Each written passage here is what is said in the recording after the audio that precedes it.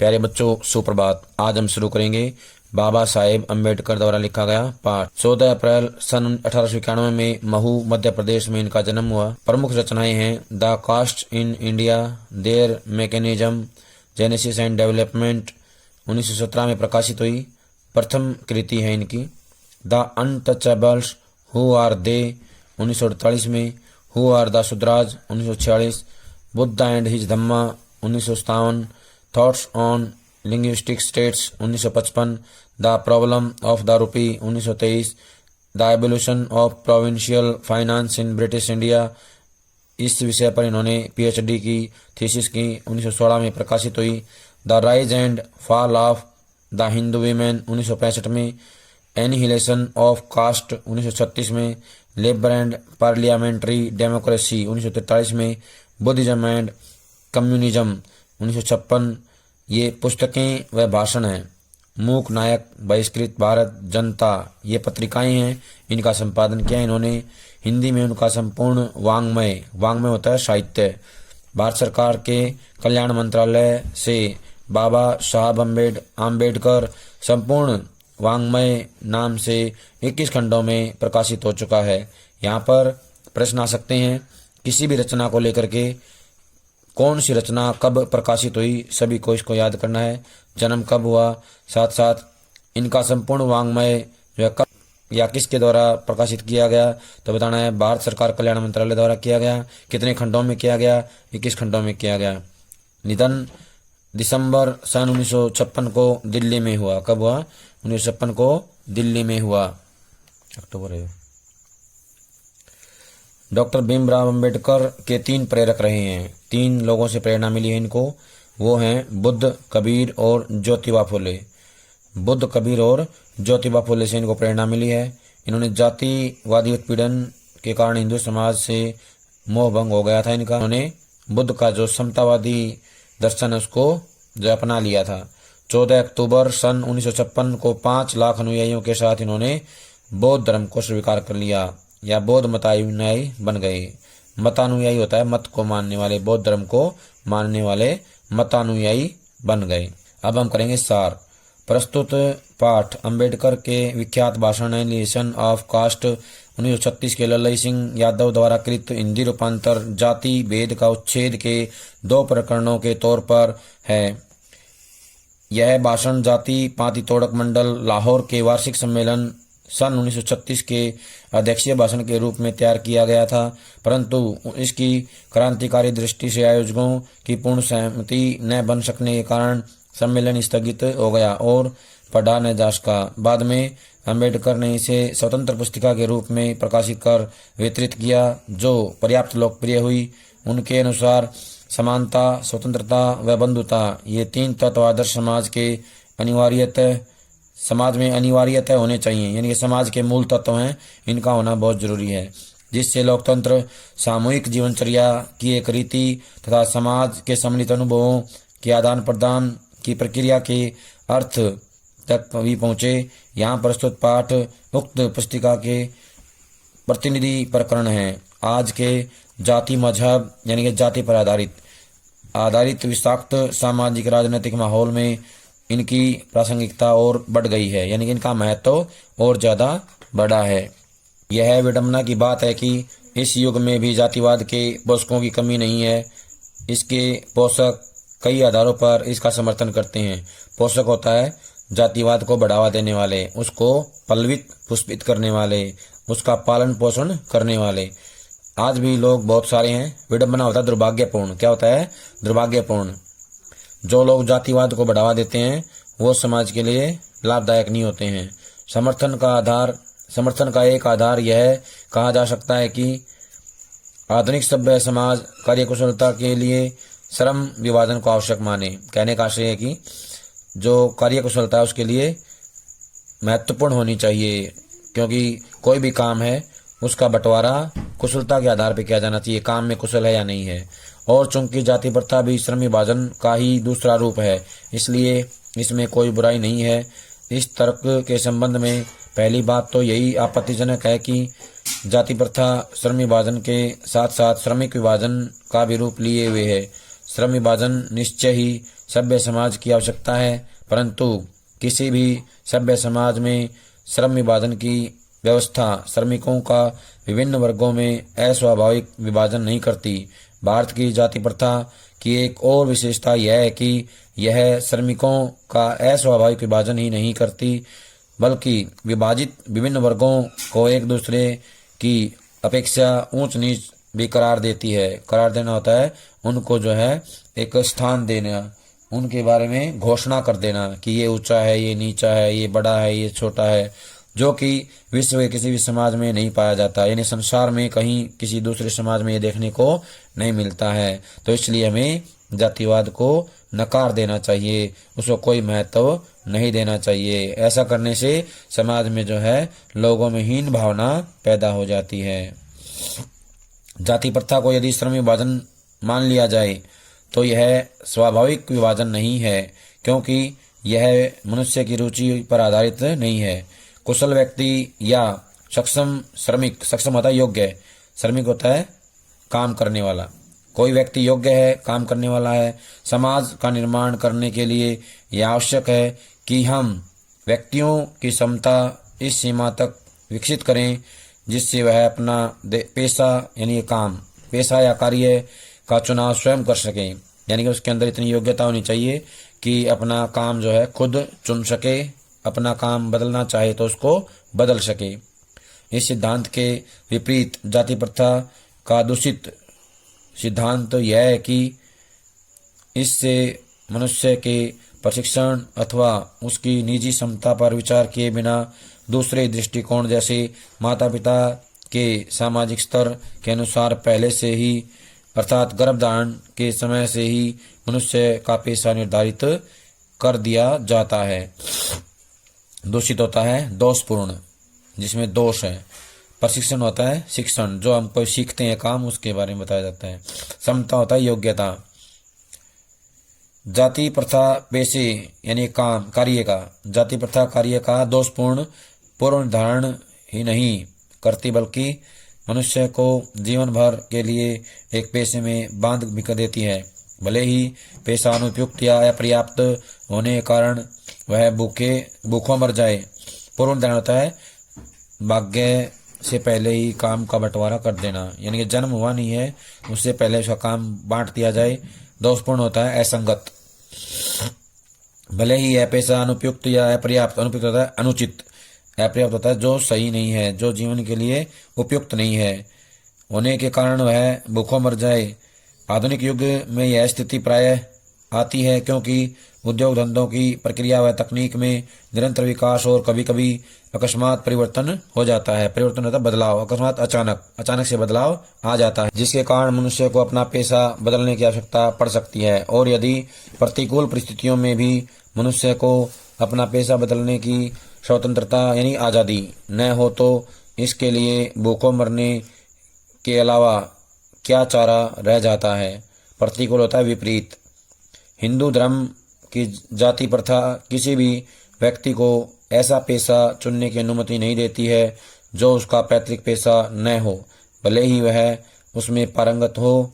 इस प्रकार पेशा परिवर्तन की अनुमति न देकर जाति प्रथा भारत में बेरोजगारी का एक प्रमुख व प्रत्यक्ष कारण बनी हुई है। इस प्रकार प्रत्यक्ष होता है आंखों देखा। क्या होता है प्रत्यक्ष? आंखों देखा। इस प्रकार हम देखते हैं कि श्रम विभाजन की दृष्टि से भी जाति प्रथा गंभीर दोषों से युक्त है। दोष होता है अवगुण। जाति प्रथा का श्रम विभाजन मनुष्य की स्वेच्छा यानी मनुष्य की इच्छा पर निर्भर नहीं रहता। मनुष्य की व्यक्तिगत भावना तथा व्यक्तिगत रुचि का इसमें कोई स्थान अथवा महत्व नहीं रहता। पूर्व लेख यानी पिछले जन्मों का लिखा हुआ या भाग्य का लिखा हुआ पूर्व लेख ही इसका आधार है। इस आधार पर हमें यह स्वीकार करना पड़ेगा कि आज के उद्योगों में गरीबी और उत्पीड़न इतनी बड़ी समस्या नहीं जितनी यह कि बहुत से लोग निर्धारित कार्य को अरुचि के साथ केवल वश करते हैं। व्यवस्था होता मजबूर होकर करते हैं। निर्धारित मतलब निश्चित किया गया कार्य, अरुचि माने होता है बिना रुचि के उबाऊ रूप से काम करते हैं वो। ऐसी स्थिति स्वभावतः मनुष्य को दुर्भावना से ग्रस्त कर रहकर टालू काम करने और कम काम करने के लिए प्रेरित करती है। दुर्भावना होता है बुरी भावना। टालू होता है काम चलाऊ। ग्रस्त होता है होकर। कम होता है थोड़ा, थोड़ा काम करने के लिए उसे प्रेरित करती है। ऐसी स्थिति में जहां काम करने वालों का न दिल लगता हो न दिमाग, कोई कुशलता कैसे प्राप्त की जा सकती है। अतः वह निर्विवाद यानी बिना किसी विरोध के निर्विवाद रूप से सिद्ध हो जाता है, यानी स्पष्ट हो जाता है, बिना किसी विरोध के स्पष्ट हो जाता है कि आर्थिक पहलू से भी जाति प्रथा हानिकारक प्रथा है। कई बार प्रश्न आता है आर्थिक पहलू से जो है कौन हानिकारक है या क्या हानिकारक है, तो जाति प्रथा। इसका दूसरा आ जाएगा जाति प्रथा किस रूप से हानिकारक है, आर्थिक पहलू से। किससे? आर्थिक पहलू से, क्योंकि यह मनुष्य की स्वाभाविक प्रेरणा, रुचि व आत्मशक्ति को दबाकर उन्हें अस्वाभाविक नियमों में जकड़ देती है। जकड़ना होता है बांध देना, बांध कर निष्क्रिय बना देती है, क्रियाहीन बना देती है। आगे है मेरी कल्पना का आदर्श समाज। जाति प्रथा के खेदजनक परिणामों की नीरस गाथा को सुनते सुनते, यानी कि उबाऊ गाथा को सुनते सुनाते आप में से कुछ लोग निश्चय ही उब गए होंगे, यानी कि बोर हो गए होंगे। यह अस्वाभाविक भी नहीं है, यानी कि अनुचित नहीं है। अतः अब मैं समस्या के रचनात्मक पहलू को लेता हूँ। मेरे द्वारा जाति प्रथा की आलोचना सुनकर आप लोग मुझसे यह प्रश्न पूछना चाहेंगे कि यदि मैं जातियों के विरुद्ध हूँ तो मेरी दृष्टि में आदर्श समाज क्या है।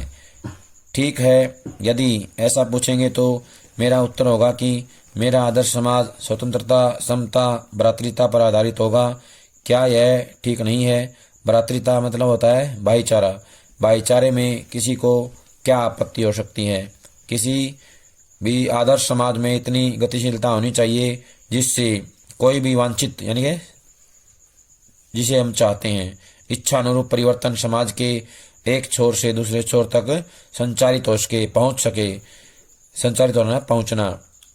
ऐसे समाज के बहुविधि हितों में सबका भाग होना चाहिए तथा सबको उनकी रक्षा के प्रति सजग रहना चाहिए। सामाजिक जीवन में अबाध संपर्क के अनेक साधन व अवसर उपलब्ध रहने चाहिए। तात्पर्य यह है कि दूध पानी के मिश्रण की तरह भाईचारे का यही वास्तविक रूप है और इसी का दूसरा नाम लोकतंत्र है। क्या है? लोकतंत्र। अब प्रश्न आएगा यहाँ पे, कवि ने किससे तुलना की है? वो चला दे, बंद की बात है, लग रही है। प्रश्न आएगा यहाँ पर, कवि ने भाईचारे की तुलना किससे की गई है? तो दूध पानी के मिश्रण से। किससे की है? दूध पानी के मिश्रण से की है। सामाजिक जीवन में अनेक साधन और अवसर उपलब्ध रहने चाहिए। किस तरह से? अबाध संपर्क के। कैसे? अबाध संपर्क के। सामाजिक जीवन में अबाध संपर्क के अनेक साधन और अवसर उपलब्ध होने चाहिए, क्योंकि लोकतंत्र केवल शासन की एक पद्धति ही नहीं, लोकतंत्र मूलतः सामूहिक जीवनचर्या की एक रीति तथा समाज के सम्मिलित अनुभवों के आदान प्रदान का नाम है। यानी समाज के लोग आपस में जीवनचर्या की एक रीति को ही नहीं चलाते हैं, बल्कि समाज के सम्मिलित अनुभवों का आदान प्रदान भी करते हैं। इनमें यह आवश्यक है कि अपने साथियों के प्रति श्रद्धा व सम्मान का भाव हो। इसी प्रकार स्वतंत्रता पर भी कोई आपत्ति हो सकती है? गमनागमन होता है आना जाना। गमनागमन की स्वाधीनता, जीवन तथा शारीरिक सुरक्षा की स्वाधीनता के अर्थों में शायद ही कोई स्वतंत्रता का विरोध करे। इसी प्रकार संपत्ति के अधिकार, जीविकोपार्जन होता है जीवन चलाने, गुजारा करने के लिए आवश्यक औजार व सामग्री रखने के अधिकार, जिससे शरीर को स्वस्थ रखा जा सके, के अर्थ में भी स्वतंत्रता पर कोई आपत्ति नहीं हो सकती। तो फिर मनुष्य की शक्ति के सक्षम, यानी कि योग्य एवं प्रभावशाली प्रयोग की भी स्वतंत्रता क्यों न प्रदान की जाए। यानी कि मनुष्य को योग्यता के अनुसार असरदार प्रयोग करने की भी आज़ादी उसे दी जानी चाहिए। जाति प्रथा के पोषक जीवन, शारीरिक सुरक्षा तथा संपत्ति के अधिकार की स्वतंत्रता को तो स्वीकार कर लेंगे, परंतु मनुष्य के सक्षम एवं प्रभावशाली प्रयोग कि स्वतंत्रता देने के लिए जल्दी तैयार नहीं होंगे, क्योंकि इस प्रकार की स्वतंत्रता का अर्थ होगा अपना व्यवसाय चुनने की स्वतंत्रता, यानी कि आज़ादी किसी को नहीं है, तो उसका अर्थ उसे दास्ता में जकड़कर रखना होगा। दास्ता मतलब गुलामी, क्योंकि दास्ता केवल कानूनी पराधीनता को ही नहीं कहा जा सकता। दास्ता में वह स्थिति भी सम्मिलित है जिससे कुछ व्यक्तियों को दूसरे लोगों के द्वारा निर्धारित व्यवहार एवं कर्तव्यों का पालन करने के लिए विवश होना पड़े, मजबूर होना पड़ता है। यह स्थिति कानूनी पराधीनता न होने पर भी पाई जा सकती है। उदाहरणार्थ, जाति प्रथा की तरह ऐसे वर्ग होना संभव है जहां कुछ लोगों की अपनी इच्छा के विरुद्ध पेशे अपनाने पड़ते हैं। किसी व्यक्ति को काम करना नहीं है लेकिन मजबूरी से वो काम करना पड़े, तो ऐसी स्थितियां भी देखने को मिल जाती हैं। अब आइए समता पर विचार करें। समता होता है समानता। क्या समता पर किसी को कोई आपत्ति हो सकती है या किसी की आपत्ति हो सकती है? फ्रांसीसी क्रांति के नारे में समता शब्द ही विवाद का विषय बना रहा, यानी समता शब्द का प्रयोग किया गया, ये एक विवाद का विषय था। यहाँ पे 1 नंबर का प्रश्न आएगा, फ्रांसीसी क्रांति में विवाद का विषय कौन सा शब्द रहा? तो आएगा समता, समता रहा था। या प्रश्न आ जाए समता शब्द किस क्रांति में विवाद का विषय रहा? तो आएगा फ्रांसीसी क्रांति। समता के आलोचक कह सकते हैं, ये बात कह सकते हैं कि सभी मनुष्य बराबर नहीं होते, और उनका यह तर्क वजन भी रखता है, लेकिन तथ्य होते हुए भी यह विशेष महत्व नहीं रखता, क्योंकि शाब्दिक अर्थ में समता असंभव होते हुए भी यह नियामक सिद्धांत है। मनुष्यों की क्षमता 3 बातों पर निर्भर रहती है: शारीरिक वंश परंपरा, सामाजिक उत्तराधिकार अर्थात सामाजिक परंपरा के रूप में माता पिता की कल्याण कामना, शिक्षा तथा वैज्ञानिक ज्ञानार्जन यानी ज्ञान प्राप्त करना। ज्ञानार्जन आदि सभी उपलब्धियां जिनके कारण सभ्य समाज जंगली लोगों की अपेक्षा विशिष्टता प्राप्त करता है। विशिष्टता होता है विशेष स्थान, अन्य विशेषताएं, और अंत में मनुष्य के अपने प्रयास। मनुष्य अपनी मेहनत, अपने प्रयत्नों द्वारा काम करने का प्रयास करता है, कोशिश करता है। इन तीनों दृष्टियों से निसंदेह मनुष्य समान नहीं होते, तो क्या इन विशेषताओं के कारण समाज को भी उनके साथ असमान व्यवहार करना चाहिए? समता विरोध करने वालों के पास इसका क्या जवाब है, यानी उनके पास क्या उत्तर है? व्यक्ति विशेष के दृष्टिकोण से असमान प्रयत्न यानी असमान प्रयास के कारण असमान व्यवहार को अनुचित नहीं कहा जा सकता। साथ ही प्रत्येक व्यक्ति को अपनी क्षमता का विकास करने का पूरा प्रोत्साहन देना सर्वथा उचित है, यानी पूरी तरह उचित है। प्रोत्साहन होता है उसको आगे बढ़ने के लिए हौसला देना। परंतु यदि मनुष्य प्रथम 2 बातों में असमान है, तो क्या इस आधार पर उनके साथ भिन्न व्यवहार किया जाना चाहिए या उचित है ये? उत्तम व्यवहार के हक की प्रतियोगिता में वे लोग निश्चय बाजी मार ले जाएंगे जिन्हें उत्तम कुल, शिक्षा, परिवार, ख्याति यानी प्रसिद्धि, पैतृक संपदा यानी खानदानी संपत्ति तथा व्यावसायिक प्रतिष्ठा, पैतृका यानी पिता के द्वारा प्राप्त संपत्ति भी हो सकता है, खानदानी जिसे बोलते हैं, पिता के द्वारा प्राप्त। व्यावसायिक प्रतिष्ठा यानी काम का जो है प्रसिद्ध काम या जो कोई भी व्यवसाय है चला हुआ पहले से उसके द्वारा प्रतिष्ठा का लाभ प्राप्त है। इस प्रकार पूर्ण सुविधा संपन्नों को ही उत्तम व्यवहार का हकदार माना जाना वास्तव में निष्पक्ष निर्णय नहीं कहा जा सकता, क्योंकि यह सुविधा संपन्नों के पक्ष में निर्णय देना होगा। अतः न्याय का तकाजा यह है कि तकाजा होता है जल्दी, शीघ्रता। यह है कि जहां हम तीसरे आधार पर मनुष्यों के साथ असमान व्यवहार को उचित ठहराते हैं, वहां प्रथम 2 आधारों पर उनके साथ असमान व्यवहार नितांत अनुचित है। कहने का आशय है कि हमारे जो तीसरे भाग में जो बात कही गई है, जहां हम तीसरे आधार के बारे में बात करेंगे, प्रयासों की, तीसरा आधार क्या है, प्रयासों की असमानता, प्रयासों की असमानता। जो मनुष्यों के अपने वश की बात है, आधार पर मनुष्यों के साथ असमान व्यवहार को उचित ठहराते हैं। वहाँ प्रथम दो आधारों पर उनके साथ असमान व्यवहार नितांत अनुचित है। यानी कि जो मनुष्य अपने वश में या वश की बातें नहीं हैं, जिस मनुष्य के अपने वश की बातें नहीं हैं, उस आधार पे जो है उनके साथ असमान व्यवहार करेंगे तो क्या होगा, अनुचित होगा। हमें तीसरे आधार को भी मानना चाहिए। जब हम दो आधारों को मान रहे हैं, प्रथम दो आधारों को मान रहे हैं, तो हमें तीसरे को भी मानना चाहिए, यही तर्कसंगत होगा। और हमें ऐसे व्यक्तियों के साथ यथासंभव समान व्यवहार करना चाहिए, एक जैसा व्यवहार करना चाहिए। दूसरे शब्दों में, समाज के यदि अपने सदस्यों से अधिकतम उपयोगिता प्राप्त करनी है तो यह तो संभव है जब समाज के सदस्यों को आरंभ से ही समान अवसर एवं समान व्यवहार उपलब्ध कराए जाएं। समता का औचित्य यही पर समाप्त नहीं होता, यानी इतना ही नहीं है, इसका और भी आधार उपलब्ध है। एक राजनीतिज्ञ पुरुष का बहुत बड़ी जनसंख्या से पाला पड़ता है, यानी कि मिलना जुलना होता है।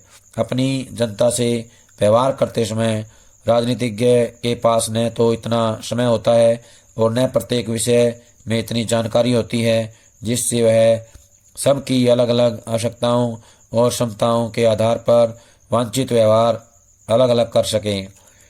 वैसे भी आवश्यकताओं और क्षमताओं के आधार पर भिन्न व्यवहार कितना भी आवश्यक तथा औचित्यपूर्ण क्यों न हो, मानवता के दृष्टिकोण से समाज दो वर्गों व श्रेणियों में नहीं बांटा जा सकता। ऐसी स्थिति में राजनीतिज्ञ को अपने व्यवहार में एक व्यवहार्य सिद्धांत की आवश्यकता रहती है और यह व्यवहार्य सिद्धांत यही होता है कि सब मनुष्यों के साथ समान व्यवहार किया जाए।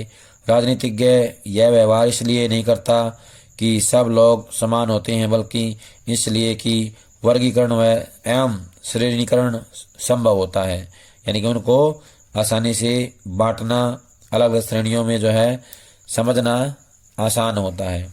इस प्रकार समता यद्यपि काल्पनिक जगत की वस्तु है, फिर भी राजनीतिज्ञ को सभी परिस्थितियों को दृष्टि में रखते हुए उसके लिए यही मार्ग और यही उसके व्यवहार की एकमात्र कसौटी है। यहाँ पर आएंगे प्रश्न, काल्पनिक जगत की वस्तु किसे कहा गया है, समता को कहा गया है। प्रश्न आएगा, व्यवहार की एकमात्र कसौटी क्या है, समता। क्या है, समता जो है व्यवहार की एकमात्र कसौटी है। प्यारे बच्चों, ये था हमारा पाठ श्रम विभाजन और जाति प्रथा।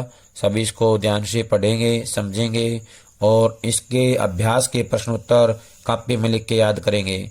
जब तक अगली वीडियो नहीं आती है तब तक सभी इनको अच्छे से याद कर लें। सभी का बहुत बहुत धन्यवाद।